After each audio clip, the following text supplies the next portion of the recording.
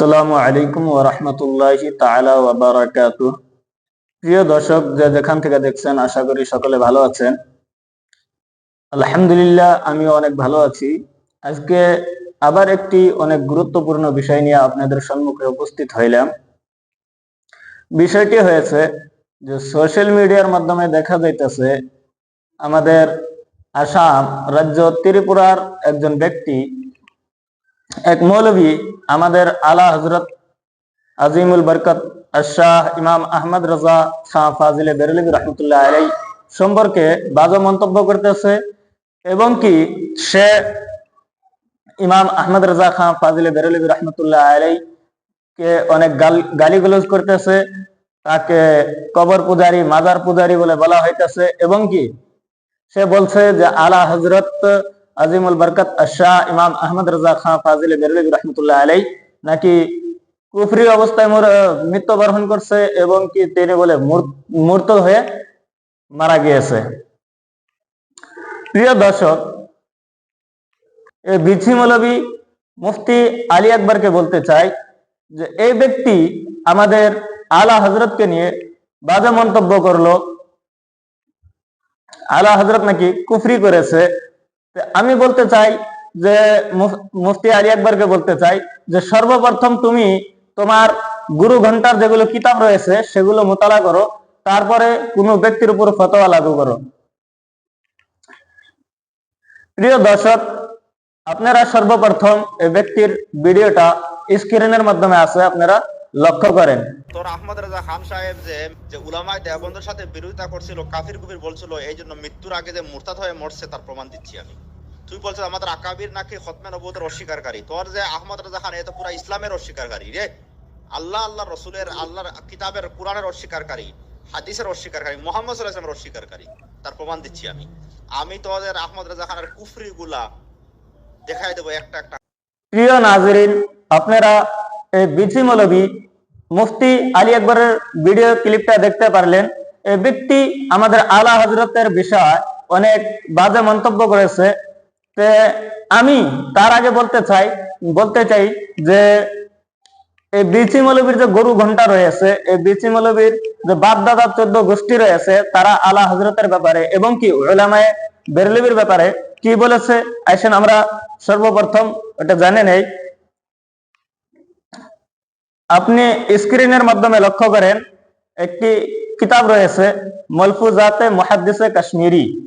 এই কিতাবের 61 নম্বর পৃষ্ঠার মাধ্যমে বলা হয়েছে बेरेलवी उलमा का फतवा तकफीर।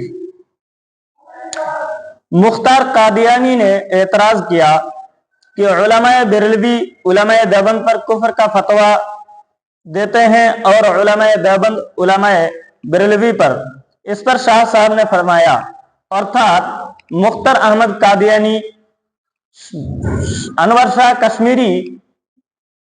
शाह मुहद्दिस कश्मीरी के जिज्ञासा करलो যে উলামায়ে বেরেলভী উলামায়ে দেওবন্দের প্রতি কুফরের ফতোয়া লাগায় আর উলামায়ে দেওবন্দ উলামায়ে বেরেলভীর উপরে প্রতি কুফরের ফতোয়া লাগায়।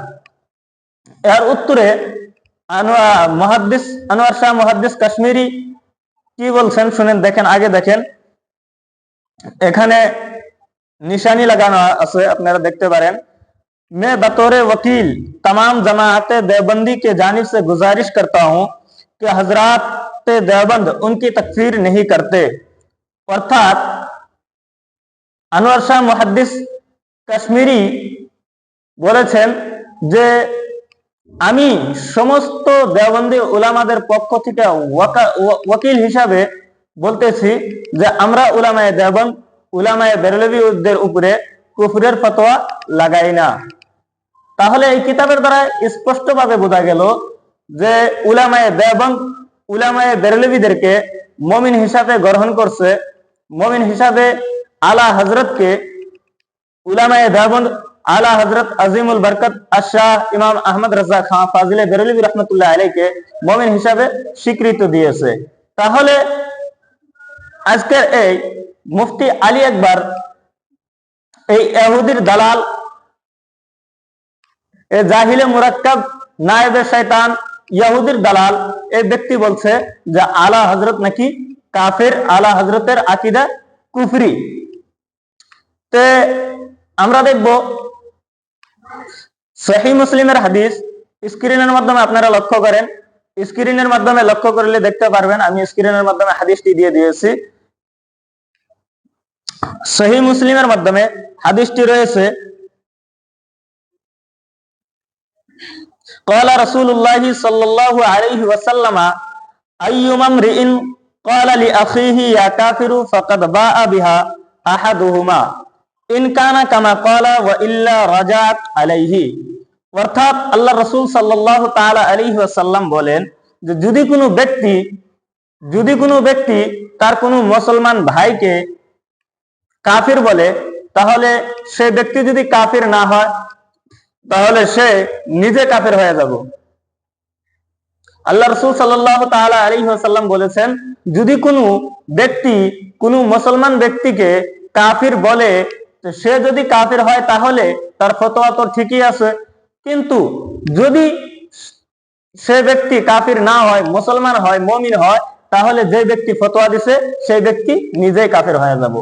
তা আমরা এই হাদিসের দ্বারা স্পষ্টভাবে বুঝতে পারলাম যে এই জাহিলে মুরাক্কাব নায়েবে শয়তান, ইহুদির দালাল, শয়তানের চেলা মুফতি আলী আকবর এই ব্যক্তিটা আলা হযরতের উপরে কুফরের ফতোয়া লাগাইয়া নিজে কাফির হয়ে গেছে। তা আমি এই মুফতি আলী আকবরকে বলতে চাই, আপনি যেভাবে সোশ্যাল মিডিয়াতে এসে আলা হযরতের উপরে তাকফিরের ফতোয়া লাগাইছেন, আলা হযরতের উপরে বাজে মন্তব্য করছেন, ওইরকম ভাবেই আপনি ফেসবুক লাইভে এসে জাতির সম্মুখে তওবা করে নেবেন এবং কি তওবা করে নতুন ভাবে মুসলমান হবেন এবং কি আপনি তাজদিদে নিকাহ করবেন। আশা করি বুঝতে পারছেন। সকলে ভিডিওটা প্রচুর শেয়ার করে দিবেন যাতে করে এই ভিডিওটা মুফতি আলী আকবরের কাছে পৌঁছে যায় এবং কি জাতি দেখতে পায়। ভিডিও ভালো লাগলে অবশ্যই লাইক করবেন এবং কি কমেন্ট করে জানাবেন। আশা করি বুঝতে পারছেন। আসসালামু আলাইকুম ওয়া রাহমাতুল্লাহি তাআলা ওয়া বারাকাতুহু।